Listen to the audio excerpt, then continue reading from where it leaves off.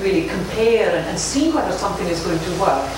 But at the same time, it could be that you are very clear in what you're writing for, the medium that you're writing for. So you can get away with a lot of that type of thing for media writing, actually, you know.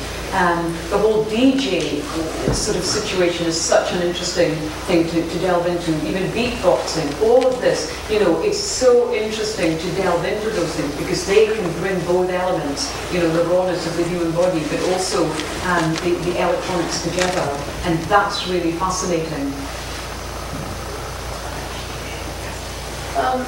So obviously you've had to take a lot of initiative, especially in the beginning of getting into percussion, and you've poured a lot of energy into this art form your whole life. So I was wondering if what you would say is your deepest, most constant sort of motive, if it's like the love of sound itself or something you're trying to communicate to your audiences.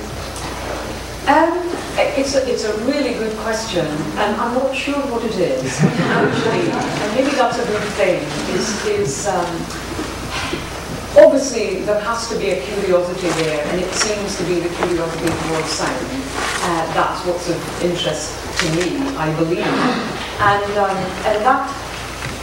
that seems to, you know, the interest of being, well, let me perhaps explain, as a young player, starting off, you just want to explore and have lots of fun.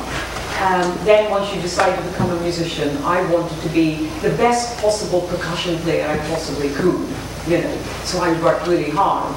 And then I discovered that, well, that would only get me so far. I wanted to be a really good musician. So then that broadened the whole idea even more. And then I discovered that, well, I really would like to create an impact for my audiences. So suddenly communication became important through my tools. And then you get to the stage where, well, that's wonderful, and you're playing all this, you know, really interesting repertoire, and you're going around the world, you know, umpteen times. But then there has to be another level, really, and it's feeding the next generation.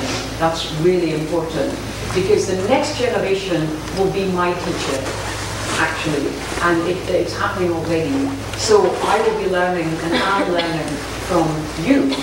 And, you know, this is then what keeps me fresh and gives me lots of ideas, and you know, again, this sort of journey you're peeling off, it's like an onion, you're just peeling off these layers and discovering something else, something else, something else, you know, it's a never-ending situation. One thing I do know is that I'm never going to retire. So, you know, I think the investment of sound is becoming important. We're becoming more aware of that as we live longer, we're healthier for longer, we're more active, you know, much later in our lives. So the appreciation of participating in something is important. So I want to be sure that I invest in that as far as myself is concerned, because if that happens, then hopefully there's good energy, you know, that you can spread to other people as well. So, difficult question to answer, really, but I'm quite happy as to what I'm doing at the moment. You've talked about commissioned pieces, and I'm wondering what are some differences between commissioned pieces and improvised pieces. And in particular, I saw on YouTube you've done duets with Fred Frith, and I'm wondering what it was like playing with him, and what was the concept with it. Was there a preconceived notion, or was it pure improvisation? Well, to work backwards, all of the collaborations with Fred Frith are completely improvised. Scary, and it's improvised. When we made the film Touch the Sound, there's a bit on the film whereby it actually states that this is the first time we had met. We're walking into this derelict sugar factory somewhere in Germany. And I said to the filmmaker, Thomas Riedelsheimer, I said, well, you know, what happens if we don't get on? What does that mean, you know? And he said, well, there is no plan B. You get on, you don't get on, and we'll find something else. And as it happened, we got on really well. But, you know, Fred Frith, he teaches improvisation at Mills College in California. And he's such an incredible, eclectic musician. And for me, I mean, I could not have asked for a better situation to soak myself in, to be part of, and to just, you know, let all of this sort of really wash completely through every pore of my body, really. And I just found that things were coming out of my system that I didn't know existed. But I've always improvised my own cadenzas in concertos, and I then started making little sorbets, as it were, just improvised sorbets, that I then used for recordings. And then, of course, a lot of the television work, you know, stems from something that is improvised, first of all, but then you make it into a more structured format. And so then this whole idea of then giving work with Fred and then giving live performances of improvised music is the most liberating feeling, I can't tell you. So you know, people ask, well, how do you know which instruments to choose then? Well, I basically just say, well, let's have some drums and some mallet percussion, some toys, some effects, some of this, some of that. And then I'll just place them on the stage, you know, how I feel at the time. And then if I play them, I play them. If I don't, I don't. You know, it's as simple as that. And it's a great thing to do. You know, we all start life improvising. And as Fred said on the film, life begins with sound and it ends with sound. And it really is one of the kind of senses that spreads over all other senses. So sound doesn't mean noise, you know, it doesn't mean something that has to register through the body. You can simply look at something and hear it. You know, listening is sometimes about what isn't said. Music is sometimes about what isn't played. You know, this type of thing. That's a listening skill in itself. So improvisation is all about what not to do, actually. And I had no concept of that at all. I was always thinking, what shall I do, what shall I do? And I wanted to fill everything up, you know.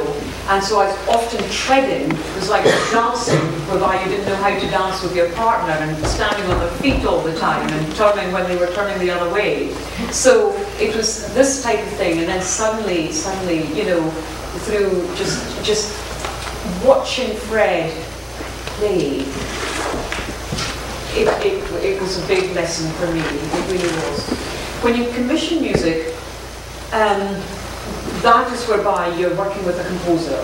And so if it's a piece for the concert platform, it may be that I choose a composer or a composer comes to me.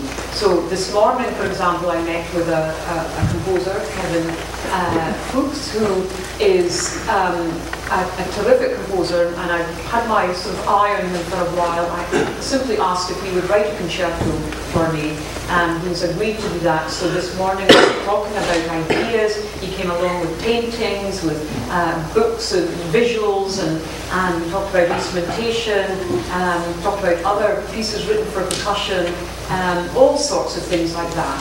And that's the seed. So hopefully this will grow into an actual piece of music. Just to follow that one step further, when you are working with a composer on a commission, is it usual that it's interactive throughout the process until the end piece, or does the composer sometimes go away and just give you something? Well, 99% of the time there's strong interaction there, for sure. Very often, as with the case of Christopher Rouse, a wonderful American composer, he wrote a concerto for me back in the 90s, and he came along to concerts. We had a couple of meetings, and then he said, leave me alone and I will write the piece of music. So I left him alone, and he gave me then the full score, and not a note had to be changed. That's unusual. That's actually really unusual. Most of the time, composers will, even after the failure, will still be, you know, tweaking at things, and that's also fine. Who's more unsure in the process, you or the composer? Oh, it's not a case of being unsure. It's a case of thinking something might have worked, but actually because of the acoustics of a room or the quality of an instrument or the type of stick used or something, that can all determine lots of different things. So, for example, one of the recent pieces is a new piece by John Pugliano and a percussion concerto. It took nearly 10 years for this project to materialize. I asked him to write a piece, a concerto back in 1999, and piece